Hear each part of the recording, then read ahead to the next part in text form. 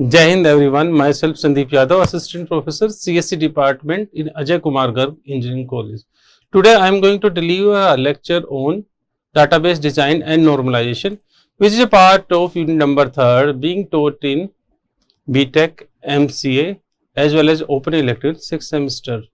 So the outline of today's lecture is functional dependency, definition of functional dependencies, various type of functional dependencies, then various inference tools that are used in functional dependency, then closure of FD set, thereafter we shall study closure of attribute set.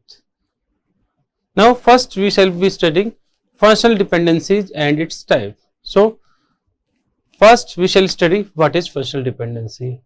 For example, there are two attributes in a relation student, one is marks, other is grade. Then we can say that marks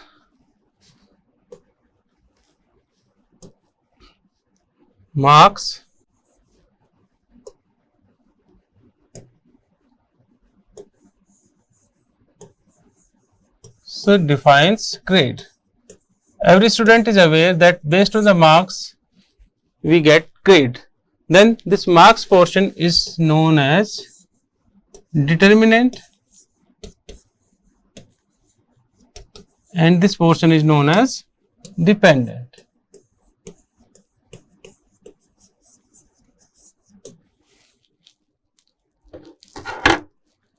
Let us formally define it. Let us have a relation R having n number of attributes from A1 to An. Now consider a relation student having the following attributes. One is roll number, second is name, third is marks and grade, having the corresponding entries of some roll number, some names, marks and grades. Now see, let x and y be the two attributes of the relation. Let us formally define it. If values of x component of tuple uniquely determine the value of y component, then we can say that there is a functional dependency from x to y, that is x is determining values of y. This is shown in the following form: x determine y. This example we have already discussed that marks are determining grade. It is referred as y is functionally dependent on x or x functionally determines y. How we can show it diagrammatically? Let us see. Diagrammatically we can say that if x determine y, then diagrammatically it is represented in this box. There are two rectangular boxes x and y, and the arrow from x to y towards the direction of y depicts x determine y when x is a single attribute, that is single attribute. If two attributes together combinedly determine third attribute, then this is the notation: x1 is one attribute, x2 is another attribute, and both combinedly determines y. Then this is represented in this form. Now x can determine two attributes also, y1 and y2. So how to represent this? X is determining y1 and y2. Now diagrammatically how to show it? Let us see. This is how it is represented diagrammatically. One arrow from x will be towards y1 and y arrow will be towards y2. This is how it shall be shown. Now let us demonstrate it with the help of example. Consider the relation account having the following attribute: account number, balance and branch. Account number can determine balance and branch. So there is functional dependency from account number to balance and branch. This can be denoted in following ways: that account number determine balance and account number determine branch. So which of the following above following representation shows this one? That is third representation, that x is determining two attributes at a particular moment of time. Then this representation will be used to represent this one. This is how we are showing that account is determining balance as well as the branch. Now various type of FDs. Now there are various type of FDs: full functional dependency, partial functional dependency, and transitive functional dependencies. First functional dependency is full functional dependency. In a relation, the attribute B is fully functional dependent of A if B is fully functional dependent on A but not on any proper subset of A. Let us consider one example. Roll number is there, semester is there, department name is there, then these all determine SPI, that is student progress indication index. Now we need all three: roll number, semester, department, to find SPI. Now all these together combinedly determine SPI. Now the subset of this cannot determine SPI, that is whole of this is determining this one. Subset cannot determine SPI, that is full functional dependency. Next is partial functional dependency. In partial functional dependency, the attribute is partially functional dependent on A if B is functionally dependent on A as well as any other subset of A. Let us demonstrate it with help of one more example. Suppose C has, S has determined marks, then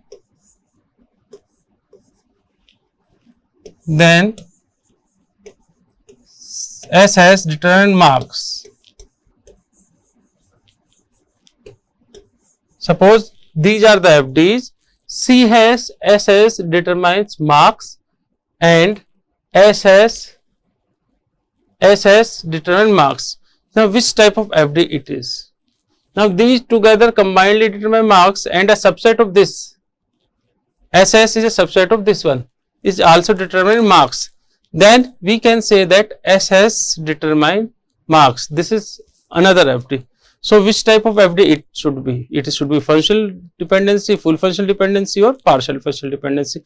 Now since subset is also determining marks, so we can say that this is a example of partial functional dependency.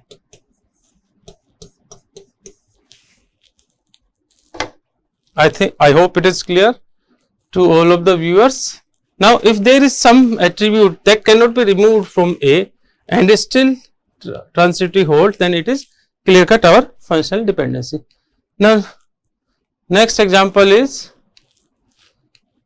next type of functional dependency is transitive functional dependency. Now let us see it. In a relation, if attribute A determines B and B determines C, then we can say that A determines C. This means C is transitively dependent on A via B. This is transitive dependency. Let us show it with help of some examples. Now here we have a relation sub faculty. Three attributes are there: subject is there, faculty is there, and age is there. And some of the entries of the subjects are given, faculty names are given, as well as age is given. Now subject is determining faculty and faculty is determining age.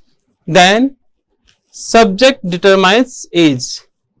This is the transitive dependency. Therefore, as per the rule of transitive dependency, we are clearly showing that subject is determining age.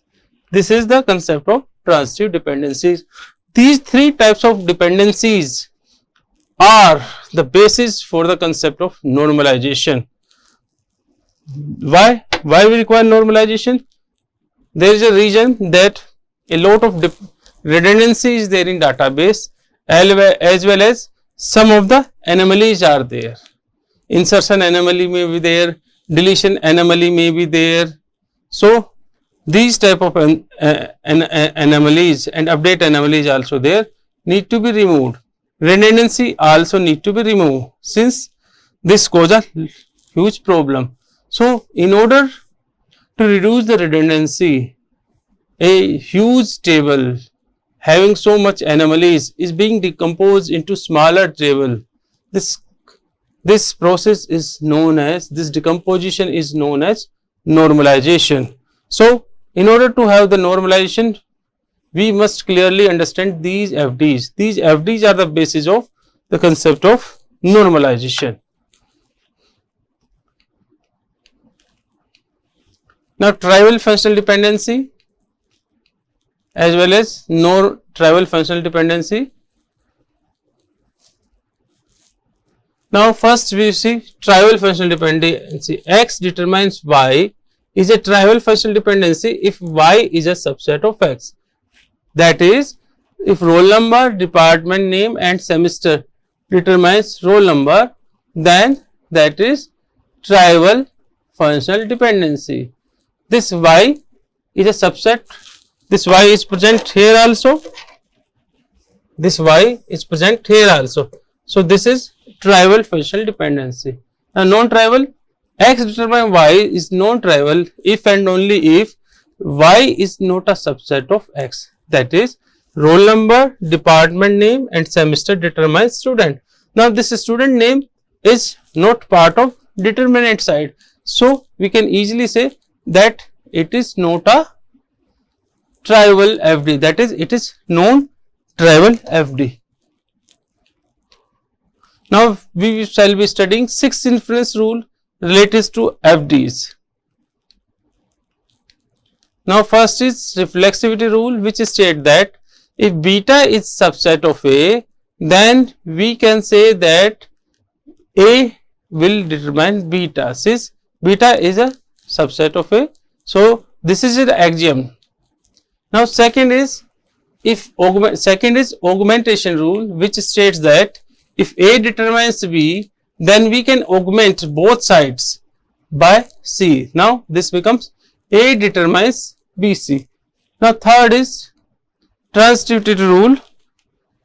Now, if A determines B and B determines C, then we can say that A determines C. This is transitivity rules. Now, these 3 rules are known as Armstrong's axioms.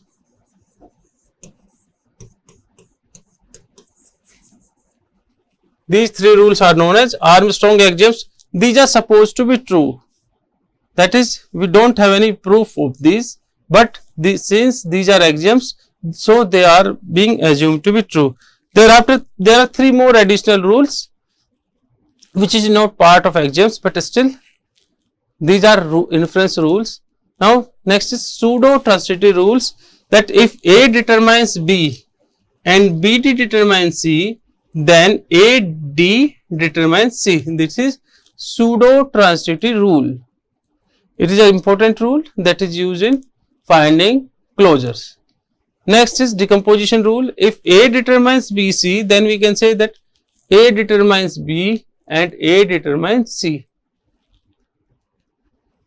Then is union rule, that is, if A determines B and A determines C, then we can say that A determines BC. Now, rule number 4, 5 and 6, these rules are derived from the help of Armstrong axioms. Sometimes question is asked in universities to prove these rules, then we can easily prove these rules using Armstrong axioms. Now, next topic that we shall be studying is closure of set of FDs. Now, what is closure of set of FDs is, given a set of functional dependencies, there are certain other functional dependencies that are implied by F. That is, with the given FDs, how much new FDs you can derive, that will be closure of set of FDs. One small example is being given. A determines B and B determines C, then it means A determines C by transitivity rule, we can say easily. Now, the set of functional dependencies that is logically implied by F is called closure of F, and that is determined by F plus. Now let us see it with the help of example.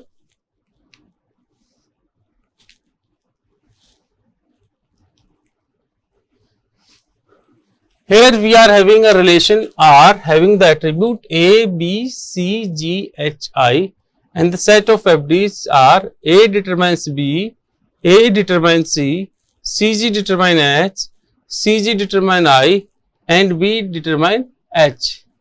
Now, how many new FDs can be derived? Let us see. First, A determines B and B determines C. This means A determines H.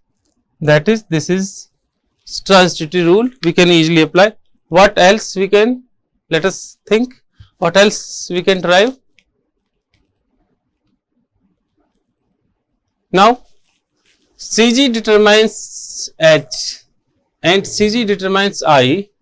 Then, if we apply union rule, we can say that CG determines HI. That is, CG determine HI. This is CG is determining HI by application of union rule. Now, what else we can derive? Let us see. A determines C and CG determine I, then AG determine I. That is, using pseudo transitivity rule, we can determine another FD, that is AG determine I. Now, this is not an Armstrong axiom pseudo transitivity rule. We have to have a proof of this. Now, A determines C and CG determine. Now, we can have an augmentation rule. A determines C, then AG determines CG. This is augmentation rule. Now, AG determine CG and CG determine I, then AG determine I. That is transitivity rule.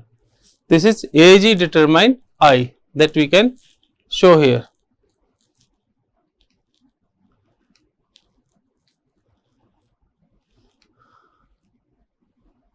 Now, the new members of the FDs are F plus R. A determine H, CG determine HI, and AG determine I.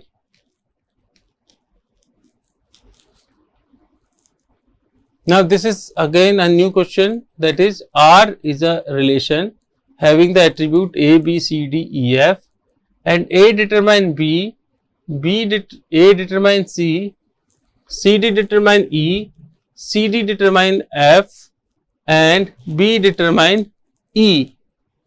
Now, we have to find out the closure of set of FDs, that is F plus. Now, A determine B and A determine C, then by applying union rule, we can say that A determine BC. Now, CD determine C and CD determine F, then by applying union rule, we can say that CD determine EF. Now, A determine B and B determine E, then if we apply the transitivity rule, we can say that A determines C. Now, these are very simple concepts, but we need to remember the rule in order to find out the desired FDs, that is new FDs. Now, again A determines C, CD determine E, then what we can say is AD determine E by applying pseudo transitivity rule. Now, again here A determine C and CD determine F, then AD determine F. So, the new FDs are A determine BC, CD determine EF, A determine E, AD determine E, and AD determine F. So, these are the new FDs. Now, let us consider one more case here, that R is a relation having the attributes A, B, C, D, E and FD. AB determines C, D determine AC and D determine E. Now we have to find out the closure of FD. Let us see how we can find out. D determines C, then we can say that D determines A as well as D determine and D determine A. Now D determine AC and D determine E, then applying the union rule, D determine ACE.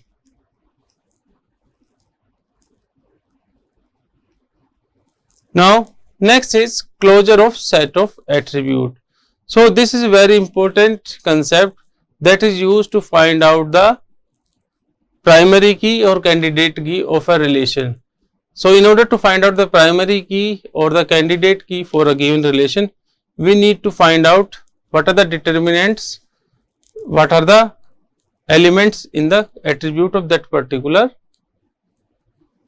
attribute set. Now what is closure of set of attribute? That is, given a set of FD, the closure of under F is the set of attribute that are functionally determined under F. It is denoted by alpha plus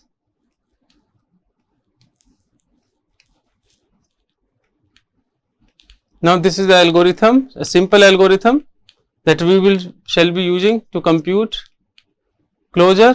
This is a simple algorithm. Initially, whatever closure of attribute we want to determine, that is result, while changes to result do for each beta that determines gamma in F do. If beta is a subset of result, then new result will be result equal to result union gamma, else result equal to result, and if there is no changes, then result equal to result and we will end. But if there is a change in result, then we shall continue the process. Let us demonstrate it with the help of a suitable example. Now consider the relation R having the attribute A, B, C, D, G, H, I. For this relation, a set of FDs F can be given as, FDs are given here, A determines B, A determines C, CG determine H, CG determine I and B determine H. Now we have to compute AG. We have to compute the closure of AG. So how to compute it? This is the algorithm, that the steps that we have to follow. Now step number 1, initially result equal to alpha, that is result equal to AG. Then first let us consider first FD. Now this A is a subset of AG, then this A is a subset of AG, then result equal to AG union B, that is ABJ. Now again next FD is A determines C. This A determines C means now A is a subset of ABJ, then result equal to ABJ union C, that is ABCJ G. Next is CG determines H. Now CG determines H. This CG is a subset of ABCG. So this is subset of this. Now the result will be ABCGH union G union H, that is ABCGH. That is the next step. Now next FD is CG determine I. This CG again is a subset of ABCGH. Now the result will be ABCGH union I. Next FD is B determines H. Then B is a subset of ABCGH. Then the new result will be ABCGHI. Now all of the attributes are present here. So we need not to compute further, and also there will be no more additions. So the closure of AG plus is ABCGHI, that is all of the element are closure. So we can say that this is a candidate key for the given relations, that it consists of all the attributes of that particular relation. I hope this is clear to you, and we shall be discussing all these in future videos in next sessions. Thank you.